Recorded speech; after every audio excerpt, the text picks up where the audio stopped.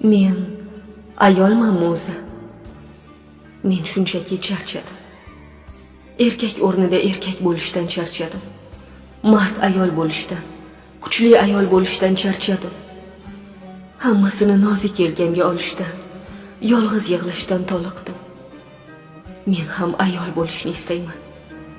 Ichimdagi erkakni o'ldirib, baxtli, sevgidan chaqnagan ko'zlarim bilan yashashni istayman.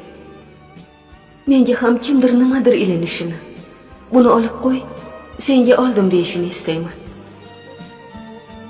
Shuni aytardimki, erkakka aylanib borayotgan ayollar tez kunlarda barchangizga ayollik baxtini beminnat bera oladigan biri uchrasin.